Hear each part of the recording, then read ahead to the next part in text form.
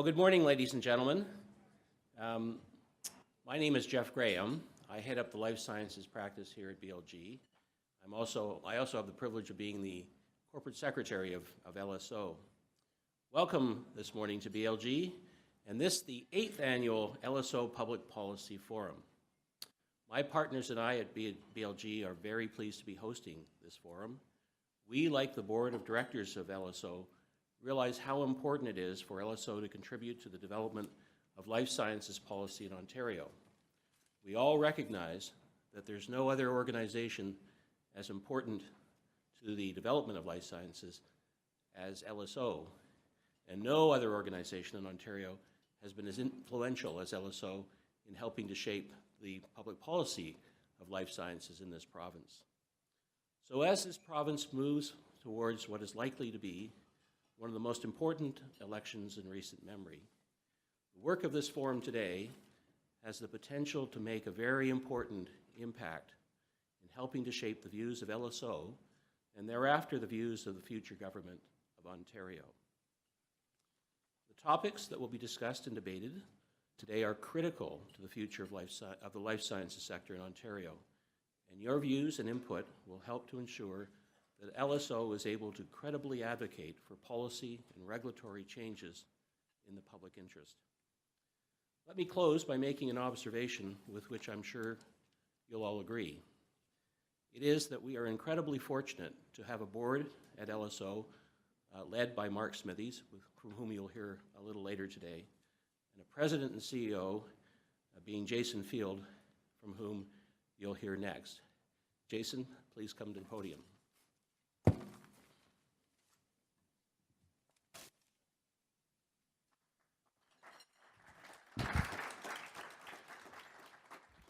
Thank you, Jeff, and thank you for hosting us here at BLG in these wonderful offices. I feel like I'm in an episode of Suits. This is really quite fantastic. I always look forward to this event. We host a number of events throughout the year, and this is one of my favorites because, as you all know, I am a total policy wonk, so this is like Policy Geek Christmas come early. So I'm really looking forward to a great lineup of speakers here today. Before I begin my presentation, however, there is a topic that I'd like to address. It's something that I've spent a fair bit of time thinking about recently, and I think it's a very important topic. Although we have an incredible lineup of speakers on our agenda here today, there is something missing. Only about 1/4 of our speakers represented on our agenda are women. When we began the process to organize this conference, both myself and the chair of our organizing committee, Ryan Wiley, who's the CEO of Shift Health, had every intention to have a gender-balanced panel. But fast forward, and here we are, and only 1/4 of our speakers are women. And I'm not going to stand here and make excuses or try to explain how we got here. What matters is that we didn't represent 50% of our population adequately on this program. I was inspired by our keynote speaker today, Andre Picard. Andre recently withdrew speaking at a symposium that was completely made up of males, so all male panels. And it was a brave move and a very public move that he made. So inspired by Andre, I decided to reach out to a person that I have a great amount of admiration and respect for, and it's Imogen Coe from Ryerson University, who is a very outspoken advocate on the topic of diversity. And so I had a great conversation. Imogen, to her credit, was kind enough to speak to me on a Saturday afternoon, taking time out of her own weekend.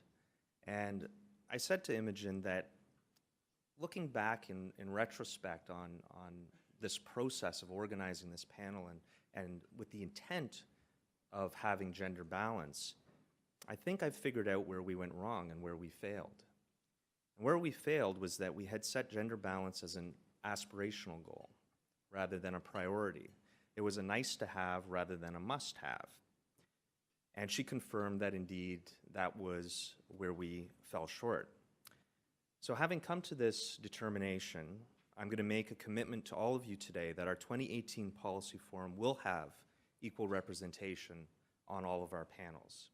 Both Ryan and I have committed to making this happen. We're going to implement the structural changes necessary. We feel that it's important. We feel that it's important because as an organization, LSO is strong because of the diversity of our membership, the diversity in the subsectors that we represent, the diversity in the broad geography and regions, the diversity of individuals, and will only be strengthened further by improving our commitment to diversity in all aspects of our organizations. Thank you. So, now on to my presentation. Make sure this is working here. So it's my great pleasure to present to you a topic today that we've been working on for some time. It is actually the release of our blueprint for a coordinated life sciences strategy. And in your packages today, you will have a copy of this blueprint. Grab it here. It's this document right here. So feel free to follow along. There will be more detail in this document than what I'll present here. But I wanted to give you some highlights and some background on how this document was developed. As many of you may know, LSO has been advocating for a life sciences strategy for many years now. It has been a central topic of past policy forums, and these discussions have had an impact. Earlier this year, the province of Ontario announced the formation of a life sciences working group to begin a dialogue with government and industry around what is needed to help our life sciences grow and prosper. As Jeff mentioned, we're also on the cusp of a provincial election. So it's very timely that we put out this blueprint document to articulate our perspective as to what is needed and hopefully help inform the province and all political parties as to the huge opportunity represented by life sciences and how they can help our sector grow and prosper.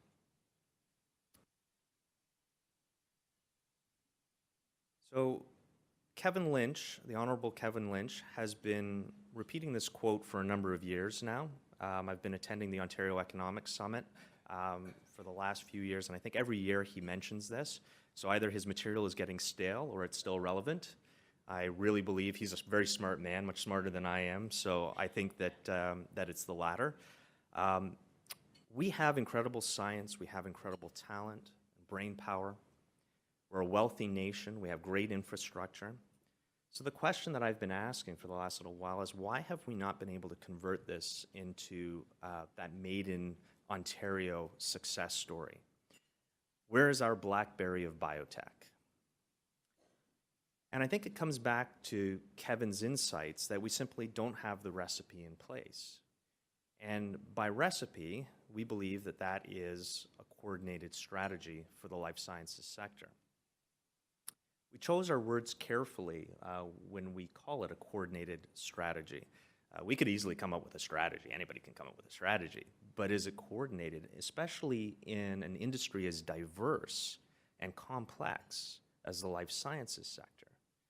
So it really takes a commitment to engage, consult, and collaborate. And that's something that we have been doing for the last 5 or 6 years, going back to an initiative around Open for Business when we brought stakeholders together to begin these conversations. And so this document is the culmination of these discussions. There is something missing here as well, though, on this slide, and that's patience. And we need to keep this in mind, too, because at the end of the day, patients and the citizens that we serve and that will benefit from the social and economic prosperities of life sciences are really, should be central to all of these conversations. So where are we right now? We're actually not too bad. We are a huge contributor to the Ontario economy. But I think we could be a whole lot more. We don't often think about the public sector, and because we operate in a public health care environment. But when we include public health care, our economic contribution is enormous. In fact, we're the largest employer in the province when you include all aspects of life sciences. So it is everywhere. And I think there's a recognition of that. Life sciences is in everything we do within our society. And government has recognized this. They know this. In every mandate letter I see, press release, budget statement, life sciences is always identified as a priority sector. Government knows that we're a priority. They know that we're important. But I think there's sometimes a struggle on what to do about it. And there's a number of reasons for that. The reasons are complex, they're not easy, and there's no easy solutions to it. From a private sector standpoint, access to capital is probably the most often discussed topic around advancing commercial success and scaling Ontario life sciences companies, and we're going to have a dedicated panel to that shortly. And I don't want this to be taken as a criticism of government, because we have a lot of very dedicated government folks in the room here today, and they're here because they're equally as passionate for the life sciences sector as I am. But they are operating under a complex environment within government and within the life sciences space. It's a very nuanced industry. And from a political standpoint, garnering political will around the economic development of this sector can be very difficult. Why? Because we're often associated with our healthcare budget, which is massive, and the cost containment that goes into that. We're also associated and usually relegated to research and innovation and solely basic science. Again, a huge investment, and where are we seeing the returns on that investment? There's also traditional sectors. We are an economy based in traditional industries, and a lot of the programs that we have developed over time have come out of supports for traditional industries, and they don't quite fit the model and maybe the risk profile of life sciences firms. So these are all challenges facing how government interacts with the life sciences industry. And again, I don't cringe when you see this example. It's not a criticism of government here, but I think it's an illustrative example.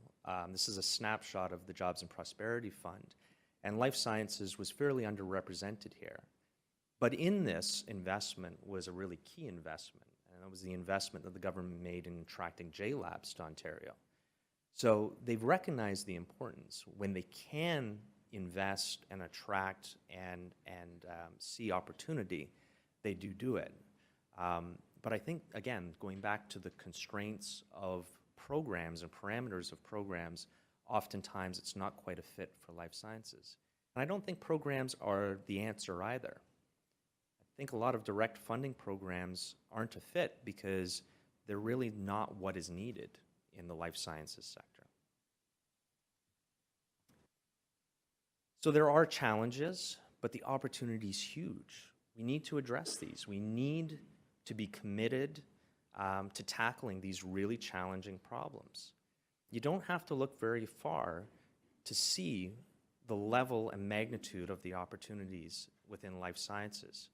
I love this example. I use it often, and some of you are probably sick of hearing me say it, but you know, I use the two examples. The two largest biotechs in the US right now are Amgen and Celgene. Their combined market capitalization is on par with 1,200 mining companies on the TSX, the entire Canadian mining sector, two biotechs.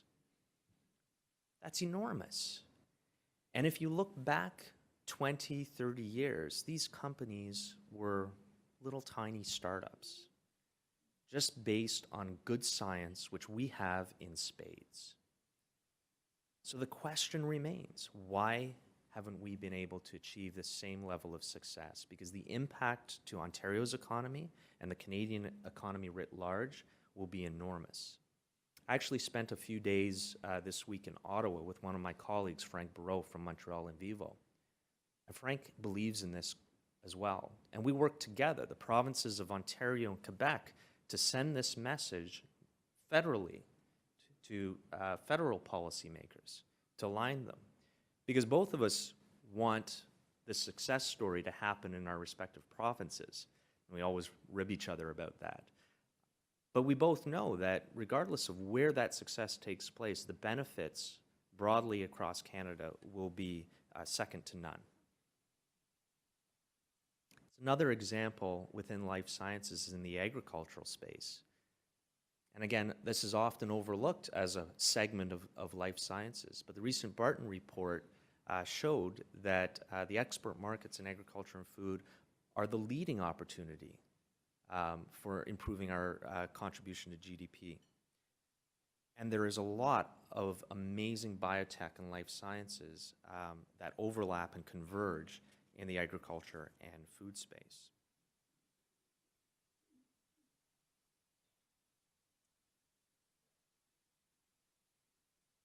The benefits will go way beyond dollars and cents, though. At the core of it, it's going to come down to jobs. This is one of my favorite slides as the policy geek that I am, because it really illustrates to me when you see disconnects in public policy. And I think this is illustrative of a major disconnect that is directly contributing to some of the things that we see in life sciences and some of the things that I encounter on a daily basis when I talk to young graduates. We are the most highly educated jurisdiction in the OECD. Our tertiary education attainment is 25% higher than the OECD average, but our employment actually lags by a few percent. We're highly educated, but underemployed. And I think this points to a disconnect of disproportional policy focus. We value education, we've supported education and scientific research in an amazing way. And governments, the provincial government should be really proud of its accomplishment in the quality of science and talent that we are producing. And in fact, Minister Moridi very recently announced that we'll be graduating 10,000 more STEM graduates, which I think is amazing. But we also have to balance that with the economic policies to make sure that this talent has jobs and careers to go to.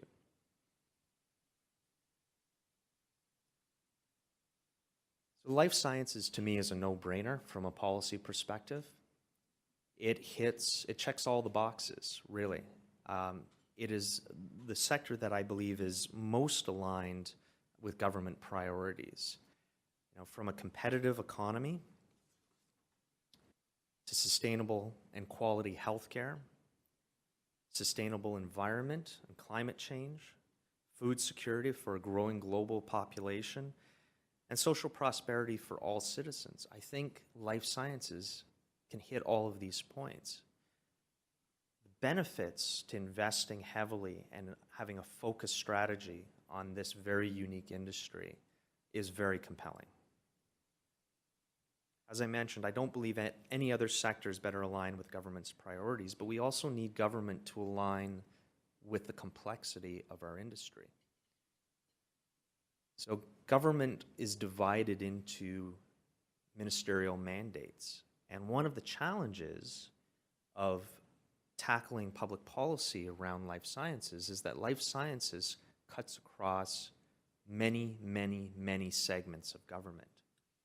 So what we really need is a pan-government strategy, something that is unified across government in terms of the approach to obtaining a common vision for the life sciences industry.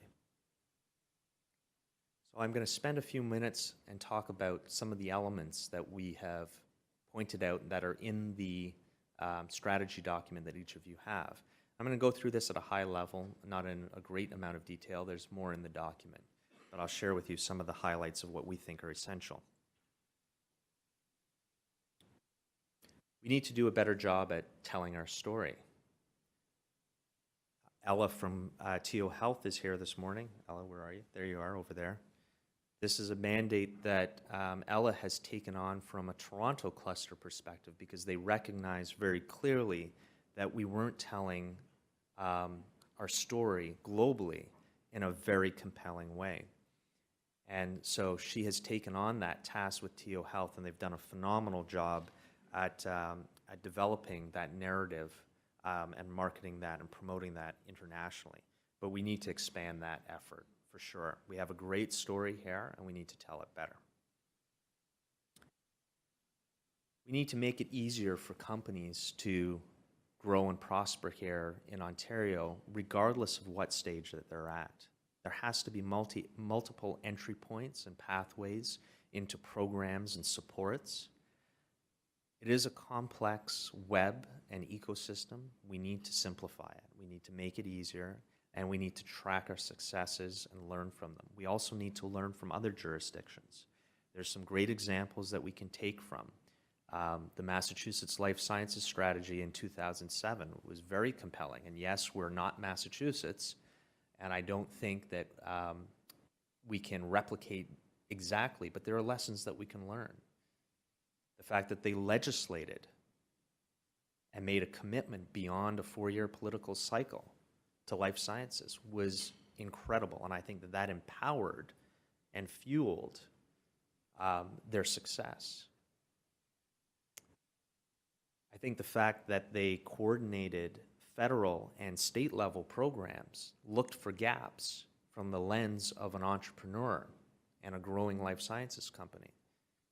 Those are things that we can take and learn from here in Ontario. And then very recently, the province of Quebec has also launched their life sciences strategy. And again, I was talking to my colleague Frank Barreau about this earlier this week.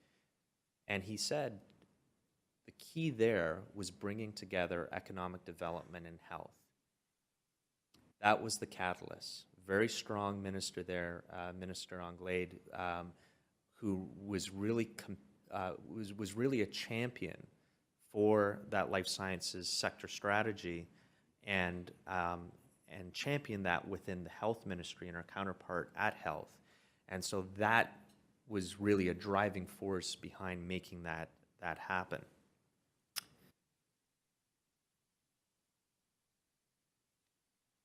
I mentioned access to capital earlier.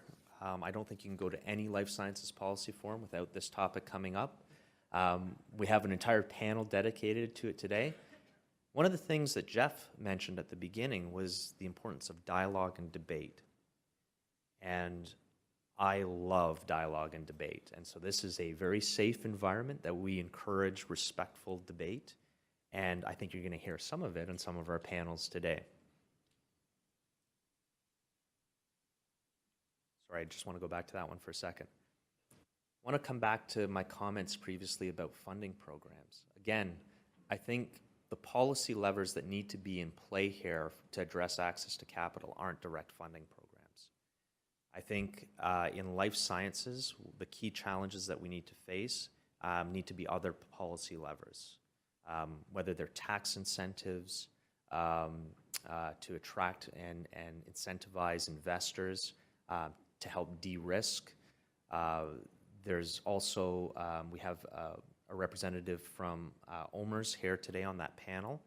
I talk about the role of pension funds. And again, Quebec is a great example where their pension funds actually have an economic development and innovation mandate, which we don't have currently in Ontario. So we'll hear a little bit about that on that panel. As I said, we've done a phenomenal job in talent development, but there are some gaps. We've heard that there are gaps in experienced management talent and experience in commercialization. So those are things that need to be addressed, and we need to keep our foot on the gas here and make sure that we are producing talent that is of the highest quality, that are market ready, and we have some great programs that are available, and we need to continue to develop those further.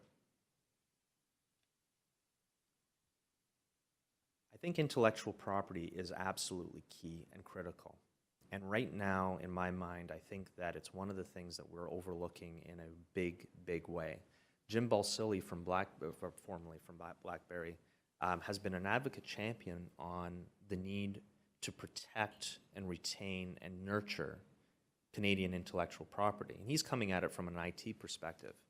But I would say it's equally as important, if not more so, from a health sciences.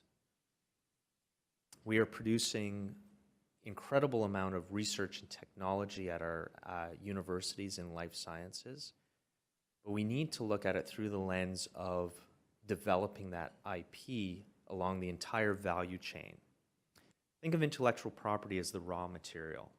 It's the natural resources, it's the oil sands, it's the new oil sands. But we have an opportunity here, and we have a choice. We can either export at a discount the raw material, let somebody else refine it and sell it back to us at a premium, or we can do that ourselves and capture the full value. I would advocate that we want to do the latter.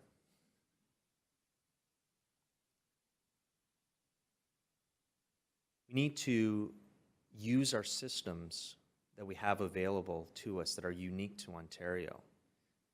We have a public healthcare system that we can leverage, and health data is going to revolutionize life sciences. And we need to be in front of it. We need to be leaders. And so this is an area that I think we need to focus in on in a more compelling way. So finally, I'm going to conclude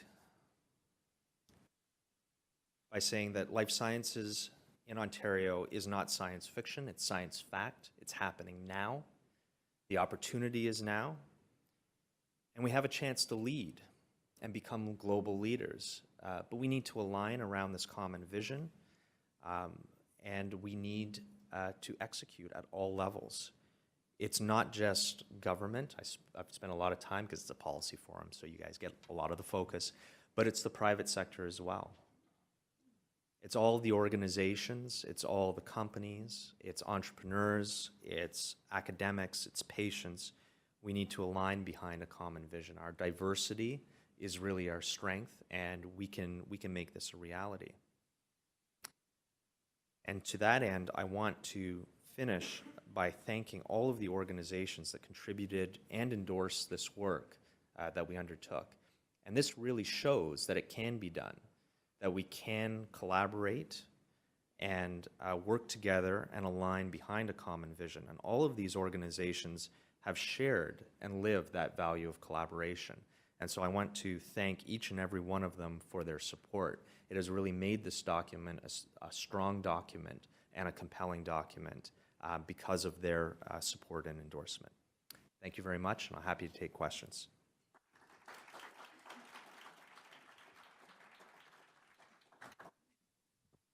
Any questions?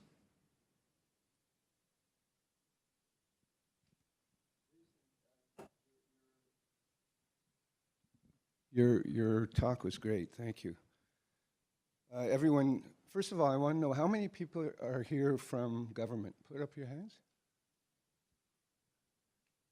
And from the private sector, from the life sciences, not the consulting yet. Life science companies. And now consulting. Okay, so it just gives you an idea. Now know the lay of the land. The supercluster, the federal supercluster program was very interesting. I had some conversations with some people in the life science sector, and they told me they couldn't get it together to put a bid in. And I'm wondering if you experienced that and if you have an idea of why that happened. I know the protein in the ag area, there was some good stuff, but do you have something? So my first comment would be not true at all. Okay. There were several, what I feel were very, very compelling submissions. Two in particular that I was startled that one of them did not get identified and shortlisted. However, I believe that the decision-making behind the cluster, and it's not a negative or criticism of those proposals that were successful, I don't want to sound bitter here either. But I believe that the decisions were not based entirely on merit of submissions. And it shouldn't be a surprise to us. We're talking about a national program and a federal program. And, you know, Canada is a very large and diverse country. And to represent that in the national program is very difficult. And you're going to have some very good submissions not be funded through that initiative in order to achieve representation and equality and balance across the country. So I think that was part of the driver behind the decision making. I wasn't in those rooms, so I don't know. I'm speculating. But I can take a look at some of the life sciences proposals, and I could see where some of the political roadblocks may have been. Let me put it that way, versus some of the ones that got funded. So my belief is that we had very good proposals. And I suspect that some of them may be funded still under other programs. And we're going to continue to push on those.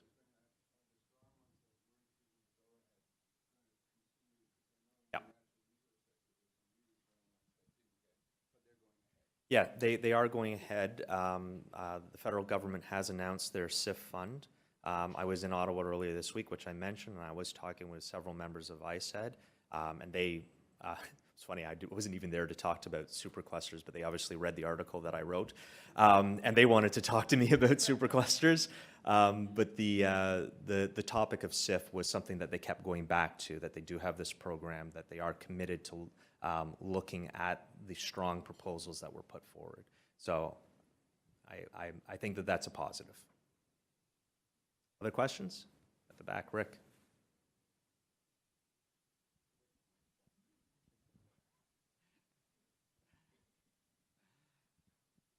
Jason, in your presentation, you mentioned Massachusetts Life Sciences Initiative, and you know that I'm a strong proponent of emulating the key success factors that played a role when Governor Patrick Deval first said we're going to turn it around in Massachusetts, and now it's the leading state, as you mentioned, in terms of healthcare, company, and employment of all the states. So the frustration I have is that I'm not sure if we have gone down to Massachusetts and spent time with them and to learn what the key success factors, because I have met a number of individuals, and they say the success of Massachusetts was, yes, the money was there, but also the commitment of resources, but also the commitment of focus.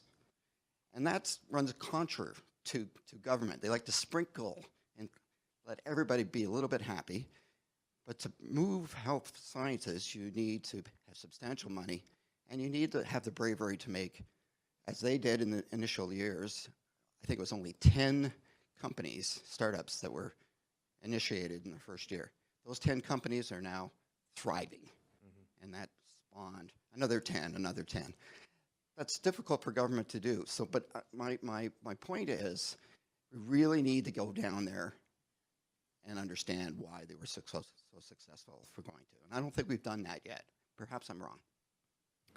Yeah, it's a good point. I think that yes, we can absolutely learn from other jurisdictions, and there are lessons that we can look at.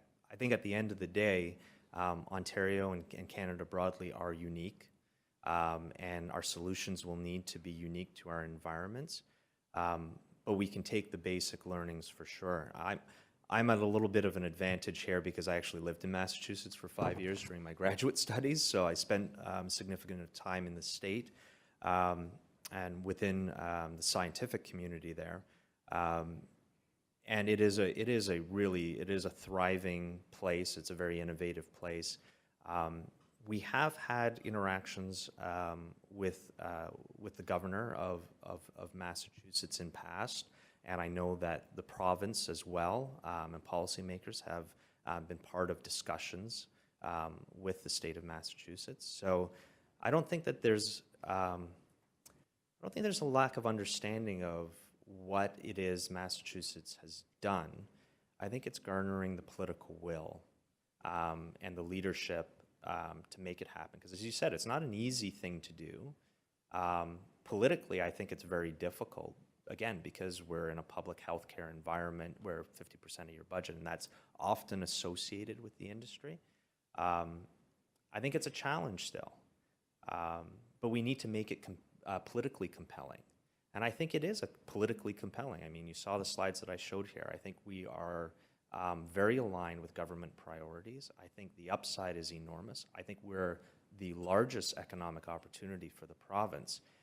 But they need to buy into that, they need to believe it, and they need to commit to seeing that a reality. So I think it's more about commitment than anything else. Any other questions?